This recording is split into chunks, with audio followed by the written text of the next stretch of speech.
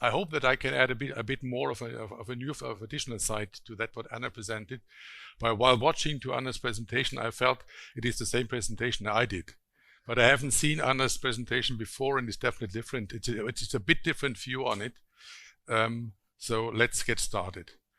I think that's a bit on from my end. So I'm in addition to the participation in the working group in medicinal cannabis, I'm also part of the expert group that is dealing on quality aspects for medicinal cannabis, run by Professor Dr. Markus Veit.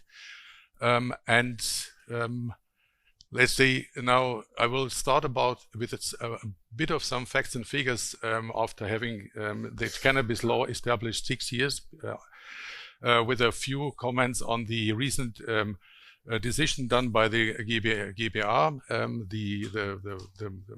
the main board that is defining reimbursement or giving advice on how to deal with pharmaceutical drugs, and as well as the drafted revision of which is now called the Cannabis-G, the new cannabis law. And I will try, and that's the topic, I will try to give as well a bit of ideas on what is the pharmaceutical dilemma, or what are the expectations from patients, physicians, pharmacists, industry, and that's nothing different than what Anna already said. And then I will come up with a few ideas on, let's say, comments on the current situation with medicinal preparations versus the existing registered drug products, what kind of innovative dosage forms would be applicable or what would be reasonable, and also quite long stories about this lack of evidence, controlled clinical data versus real-world evidence data. And I think that would be my event. I would really love to see finally an established national medicinal cannabis registry, as Anna said. So again, we have not discussed our presentation beforehand. Very few facts and figures. So I think that's probably, along with the cannabis law, we have the German, the BfArM-Begleiterhebung that went over 5 years from 2017 to 2020. The final report is readily available, but just a few numbers. So within those reports, the BfArM collected, or the GKV, the prescriptions which went into this report had been more than 100,000. However, only around 17,000 had been a complete data set and could be evaluated. The average age of female was 57, average age of male 55. Main indications, and there are all in all, there are more than 100 indications which received prescriptions, sometimes only 1 or 2, but main indications had been chronic pain, spasticity, anorexia, or nausea, vomiting. And I think what was well accepted, that most of the data say they reported improvements in their symptoms, combined with probably very few reported adverse effects. And if they're reported adverse effects, they show to be mild or moderate. It also was clear, it's and still not changing for today. So even the cannabis law was established in order to allow safe access to the patients for reimbursement of the medication. The non-approval rate is still currently at about 40%. If you now take a few, that's really funny. This, so I will try to get based on the GKV data on the prescriptions that went out in 2021, we had about without the registered cannabis products, close to 300,000 prescriptions, 2022 as well. This links to about 100,000 patients which are been getting reimbursed medication. And we also know from other studies, the number of self-payers is at least probably double the amount. So we can consider, for the time being, we already do have around about 200,000 patients which are in medical treatment, completely different from everything which is now recreational ongoing. And if you take a look at the cannabis spends, it is around about it's 0.3% of the total spending of the health insurance. And if you would try to make an assumption where the market could be in a couple of years, or maybe try to combine it with Israeli prevalence, it could easily be in a magnitude of 800,000 to about 1 million patients in Germany. And if I'll take the same calculation, the same mathematics, that might even be 1% of the total spending of the health insurance. And that's why also health insurance is still trying to be very, very conservative. And that's why they are not really supporting the current development of cannabis. On the other hand, it is, and that was also part of the GBR discussion. I was part of the hearing as well, and it was well accepted, even finally by Professor Hecken, that it looks like the cannabis treatment has its place, but they all said there is a lack of evidence. We need, they are still struggling with the so-called Systembruch. We need to deal with this topic as well. So, and just yesterday, along with 8 other, or let's say we are part of 8 German associations, we have released yesterday a position paper that does address the German, the GBR resolution, as well takes reference to the changes or the potential changes which might result out of the Eckpunktepapier that was published in October, and along with the already leaked draft for the revision of the cannabis law. What is still missing in that revision is a focus on the revision also on the medical cannabis part. That's why we come up with 5 different, let's say, recommendations. On the one hand, the combination is with medical doctors, with pharmacists, and with the industry. We strongly recommend that we have to abolish the existing approval process to get reimbursement. And if this cannot be abolished, at least we would opt for to establish a so-called 3-month free testing phase that could make living very much easier for the prescribers and for medical doctors to get rid of a lot of bureaucratic activities. I think we recommended that we should remove the cannabis from the narcotic law, which was basically looks like to be the case. That would be a big change, probably. And I think we have to standardize a legal framework how cannabis medicinal products are being treated nationwide over the different federal states. We definitely have to expand national funding in order to support cannabis therapies, and we along with the expected Eckpunktepapier or the legalization, I think we have to assure that medical cannabis will get priority on the for the treatment of patients beyond the. So we are talking about patients that not of adults that should use it for recreational purposes only. I think that's probably we can spend a lot of, we can't read it as that nice, but I think the dilemma that was basically also introduced by Anna is, so we have, on the one hand, we have a drug or a herbal product which is widely used on the one hand, which has it was historically already a used medicine. There are quite often patients have a quite high level of knowledge how they want to get treated, even much more than their medical doctors. Whereas now between 2000 and 2016, the combination of very skilled physicians and patients, they finally fought it through so that the cannabis law was implemented. The distribution has been done through pharmacists and is not under the full responsibility of pharmacists. So they have to assure the supply chain, they have to assure the quality of the product. We heard about this morning, we now have a huge variety of products which are in the pharmacy, but it's still the pharmacist's responsibility to assure that, for example, microbiological burden is good enough so that they can give it to patients. Authorities are, I think they are meanwhile, well aware of the therapeutic benefits and are recognizing that this is important.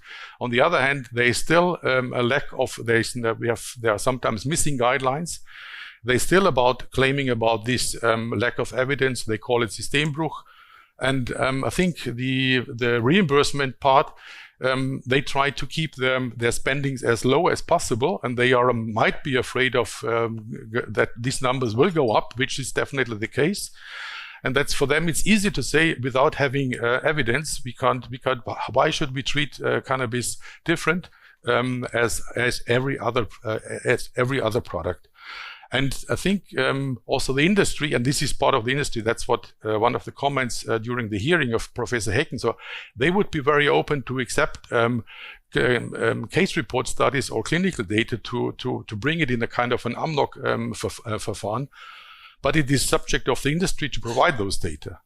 And the industry is still highly fragmented. It is classical startup industry. I think it's now like Avextra or other companies that some specialty pharmaceutical companies are entering, but big pharma is not really present. However, big pharma is for sure watching what's ongoing. And so what's the situation right now if you look into a pharmacy, and this is the data that I took out from Lux 99 by, I think, yesterday or the day before. Right now we have, I think, more than 230 flowers which are listed in Germany, non-radiated, radiated, hybrid, indica, sativa, THC high, balanced one, from 39 different manufacturers or suppliers.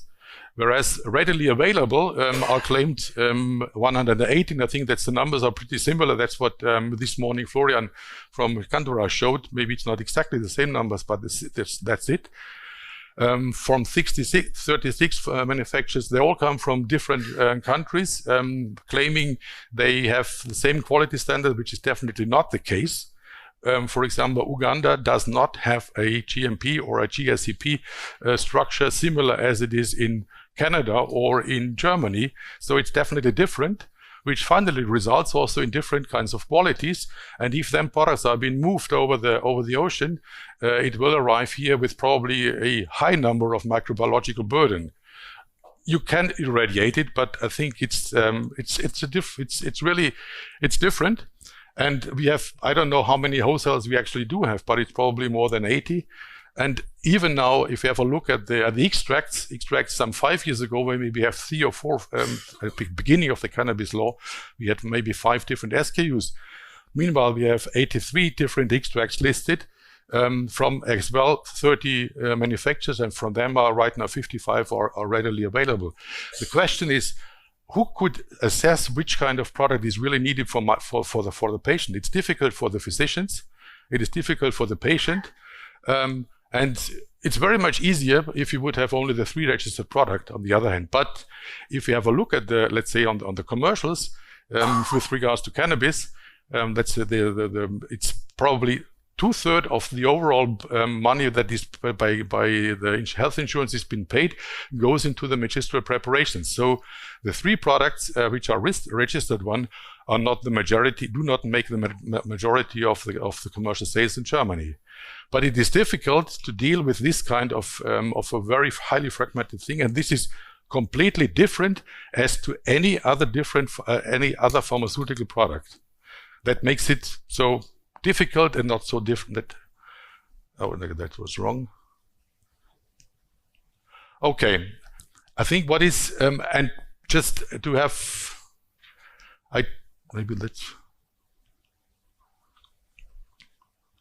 okay, that was so. On the other hand, there is in addition to flowers and extracts, there are a lot of different dosage forms would be reasonable for cannabis. Also due to the fact that all of those different dosage forms will finally also have different different pharmacokinetic characteristics. On the one hand, flower is still the most important one for it, because fast onset is in quite often cases needed, and you only get the fast onset in combination with an inhalation process.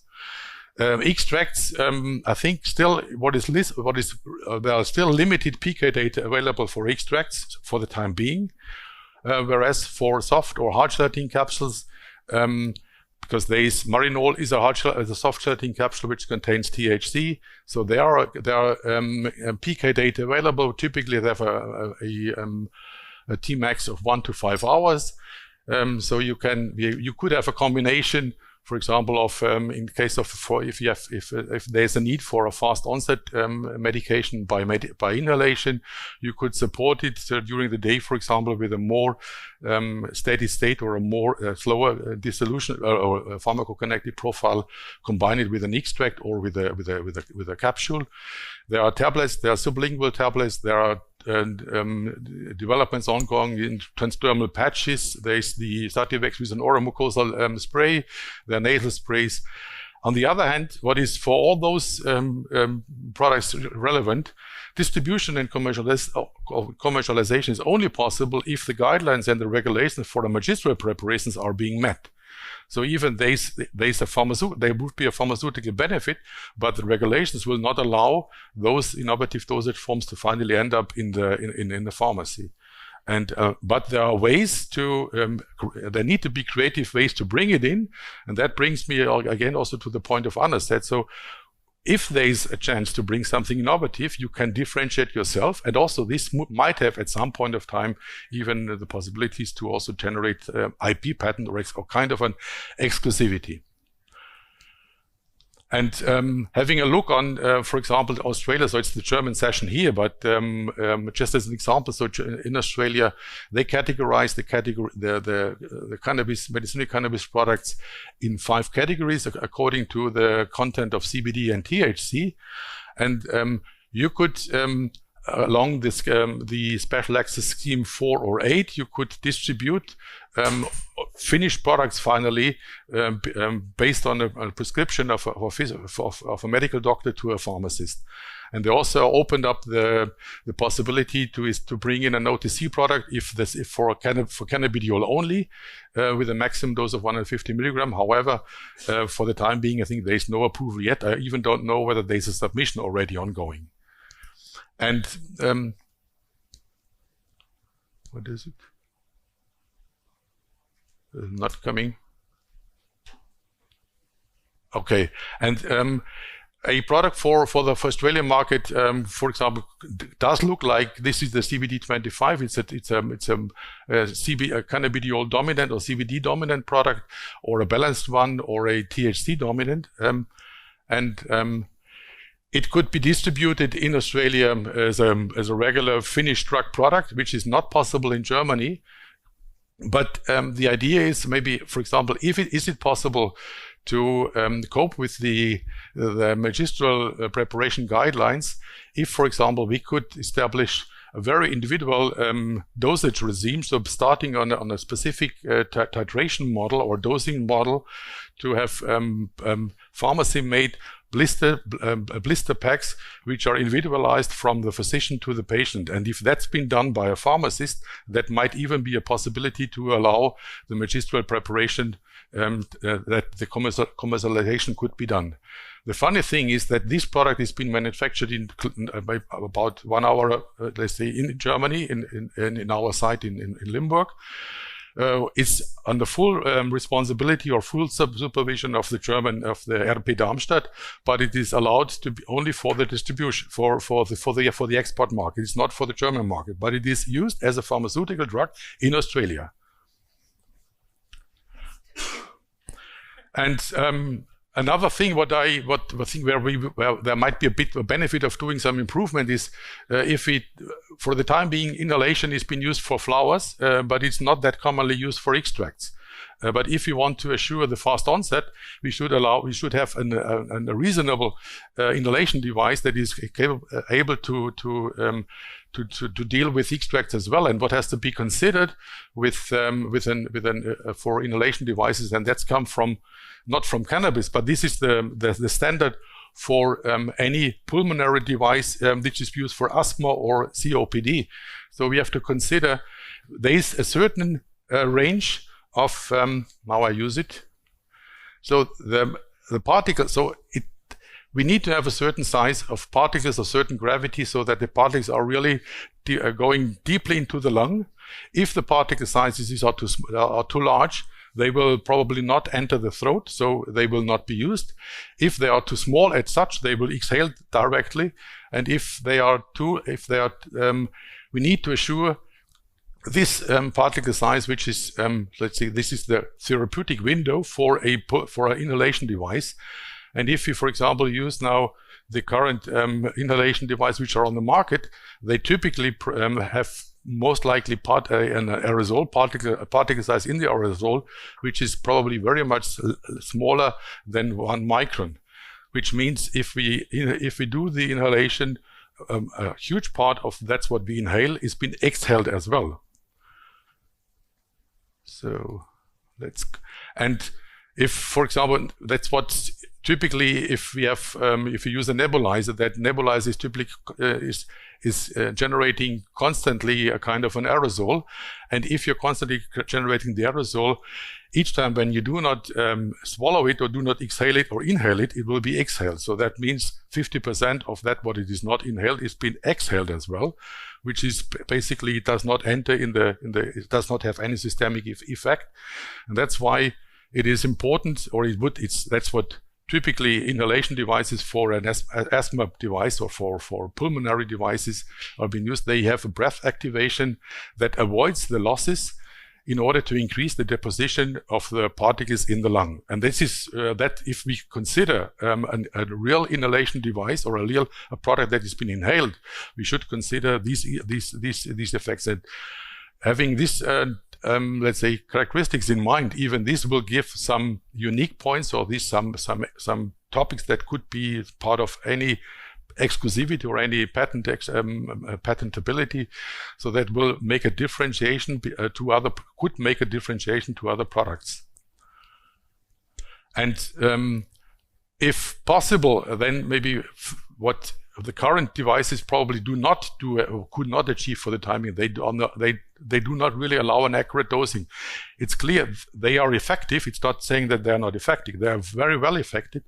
But in order to run a study or to come up with reasonable data, you need to have some measurable data, so that you have an adjustable particle size distribution, which finally results in an optimized deposition. You need to have an adjustable airflow resistance, so that it depends on the volume how you breathe in and breathe out. Does depend, or does decide how much product goes into the lung. You have to avoid losses during the exhalation. So also that there is no emission into the environment, which is, if you consider to use it, let's say in environments, if for patients who have to use it during the day, you don't want that what you are exhaling you don't want the smell which is next to you. So you have to assure that this is probably most of it goes into the lung and not into the environment. And it should be easy handling, and it should also avoid overheating.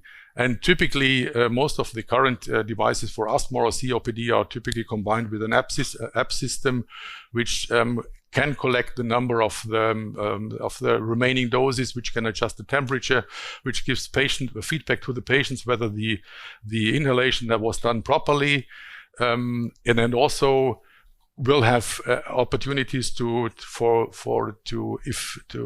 effective prevention of overdosing, also to allow to combine it with some safety aspects, so that if it is connected to an app, that is only the person could use it who is allowed to use it, and it also allows digital prescription or interaction with medical doctors. So these are just some ideas how I think what should be done on a creative way, on a research-driven way, how to bring in different kinds of products. I think that's another. I think we can basically the same number. So what about the so-called lack of evidence? There are, let's say, just if we went into the clinicaltrials.gov, there are right now 58 studies ongoing with cannabis, marijuana, sativex, which are in the status of not yet recruited or active. In Germany, only 10. And if you search keywords cannabidiol and epidiolex, it's 128. And for THC, it's only 78 running. It's compared to the other studies, it's a low number.